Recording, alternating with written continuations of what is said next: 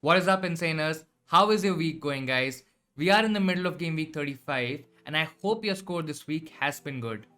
Welcome to our Game Week 36 preparation video, guys. Today we're going to talk about the blank Game Week 36 fixtures, along with focus on some Leeds and Everton players for the upcoming game weeks.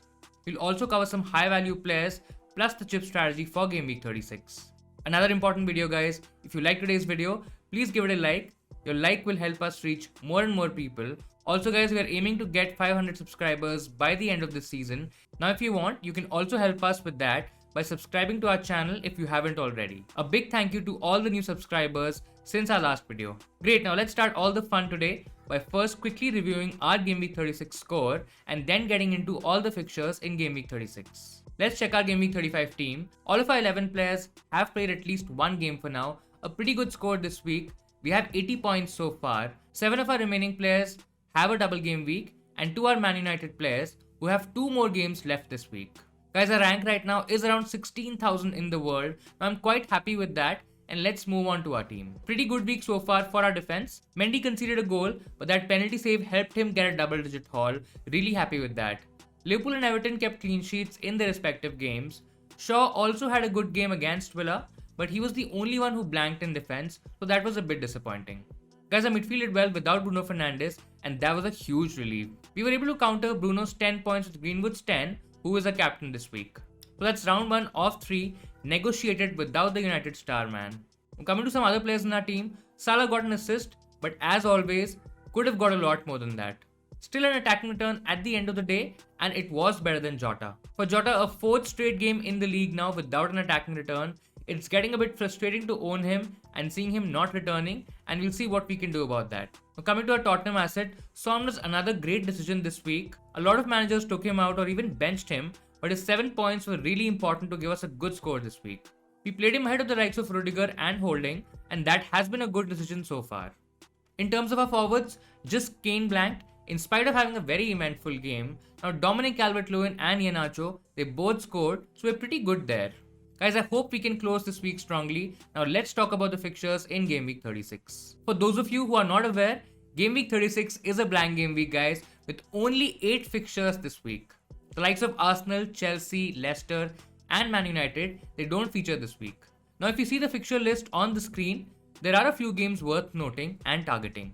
The first one is Everton facing the relegated Sheffield United, who have been really poor across the season, both in terms of attack and defense. Now this seems like a great game for Everton's attacking options like Luca Digne, Sigurdsson and Dominic Calvert-Lewin, plus the defenders also have a chance of keeping a clean sheet. The second most appealing fixture, in my opinion, is Liverpool facing another relegated team, West Brom. Guys, this is a game which is a must-win for Liverpool, and the likes of Salah, Mane, Trent and even Jota are good attacking options. A couple of more fixtures that you can target as Leeds face Burnley.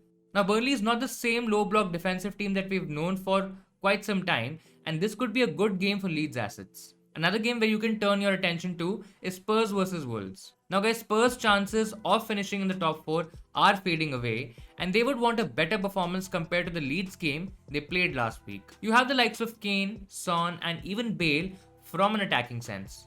So there are a few games that you can target, and with that, let's focus on the likes of Leeds and Everton a bit more in detail. Now the reason we are focusing on these two teams is because a lot of teams have players from Chelsea, Man United and Leicester City who all blank, and people are looking for replacements this week. Leeds have some really good fixtures coming up with Burnley, Southampton and West Brom in the next 3 games. With that, let's look at the defense first.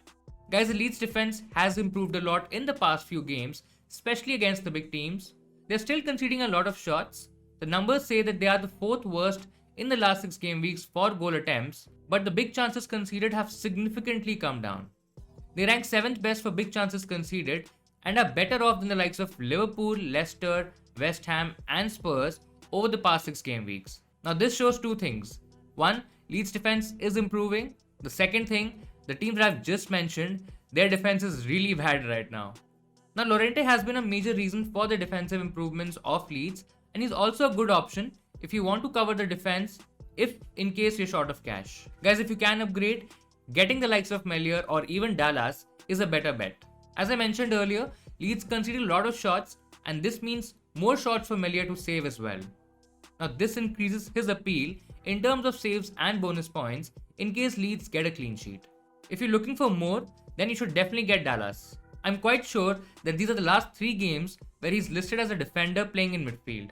I don't think so we'll get this benefit next year, and with his advancing attacking positions plus the goal threat, I believe guys he's a very good option. He comes in pretty handy if you are looking to replace the Chelsea and Leicester defensive options. It looks promising as the next 3 fixtures look really good for the likes of Dallas. In my opinion, these are games where he won't have to do a lot of defending, and that would mean more attacking positions and good returns in the coming few games. Now let's talk about the Leeds attack. A brilliant performance from Leeds against Spurs, guys. This game also saw the return of Calvin Phillips and Rafinha. Now these are both really important players for Leeds, and the latter showed that with an assist off the bench. The return of Rafinha is also a plus for Bamford and his owners as well, guys. He's missed service in the past few games, and I feel Leeds in general have missed Rafinha's creativity. I think both Bamford and Rafinha are really good options going ahead. Now Rafinha looks like a good replacement for the likes of Mount, Madison, or even someone like a Jota or Lingard if you want to go there. His price is cheap, and that would allow you to upgrade other areas of the pitch. Coming to the striker Bamford, and he's also a good option if you want to replace the likes of Iheanacho or even Watkins, who has some tricky fixtures coming up. Now guys, another team that is worth discussing here is Everton. Their fixtures have been decent for a couple of weeks now, and the next 2 are quite appealing. Sheffield United, guys, has to be the one to target. Now things get a bit tricky in game week 38 as Everton face Man City, but I still think it's an investment worth making. Let's start from the defense now. A lot of options to go for. If you are on a tight budget and are looking for an attacking defender, then Coleman looks like a good bet. Guys, in case you can stretch that money to around 5 million or a little bit more, then Keane and Godfrey are a couple of decent options. They might not be that attacking in nature as compared to Coleman, but with Everton mostly winning their games by a close margin, both centre backs generally get into bonus points with an odd goal or an assist. Guys, I personally feel if you have the money and you can stretch it a little bit, Luca Digne is the one to go for. He's nailed in the Everton lineup. His position during the games is also quite attacking. Now if James doesn't play, he also takes set piece duties, and that's an added advantage.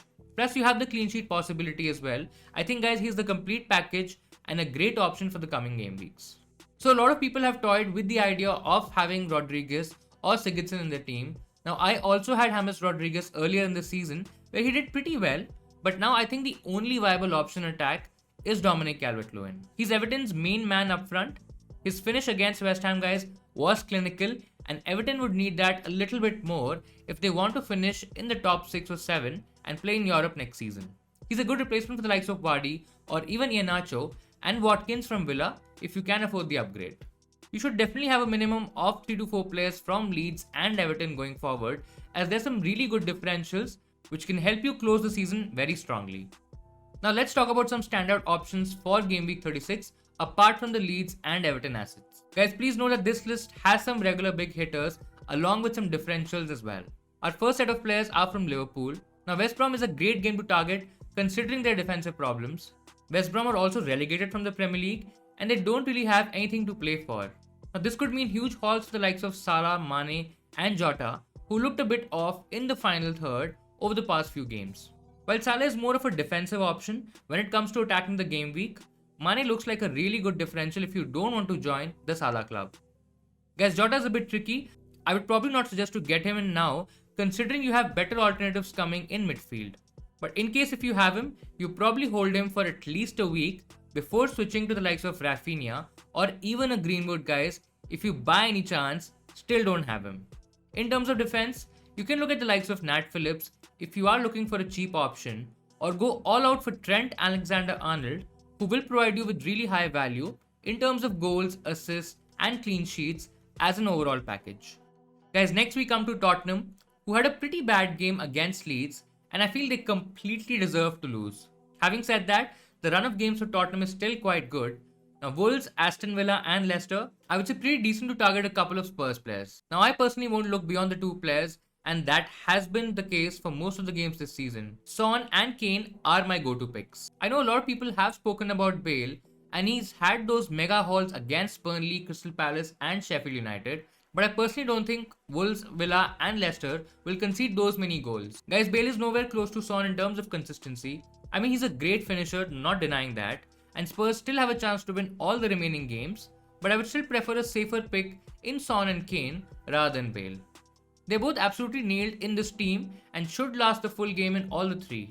Bale, on the other hand, might get 60 to 70 minutes or even 20 to 30 minutes off the bench, and that for me reduces the appeal. Still, guys, if you want to go for him, you can take your chances as he's way less owned than Son and Kane, and if you are looking to take a few risks to gain ranks, he just might be worth it.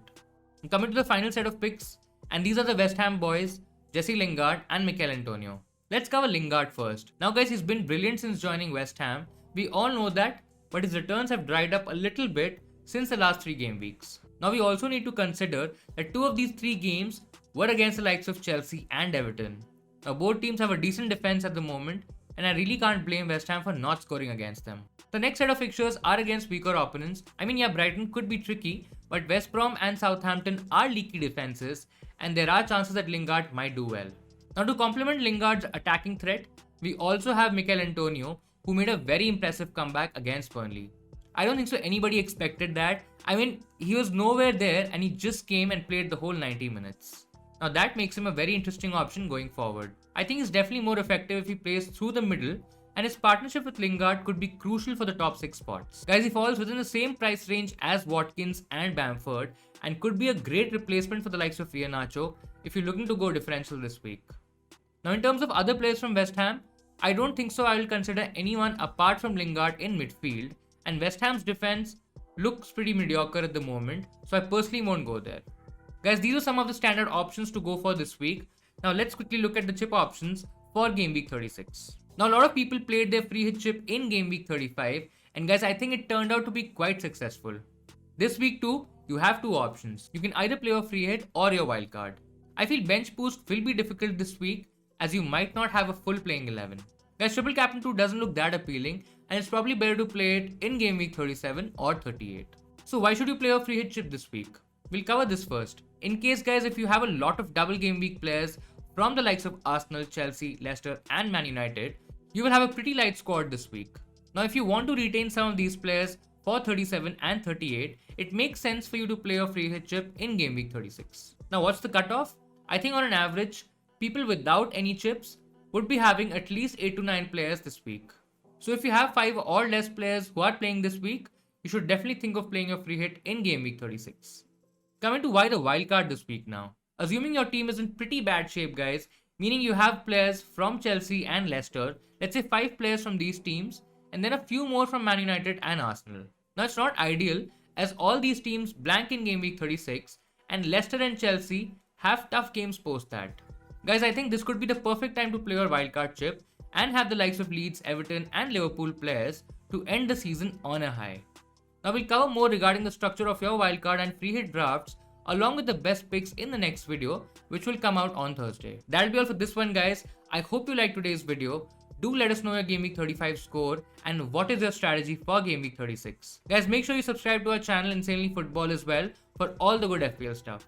Now it's a busy week, and make sure to check out our Instagram page as well for daily FPL content. All the best for the remaining Game Week 35 games. I hope your game week turns out to be pretty good, and I'll see you insaners next time.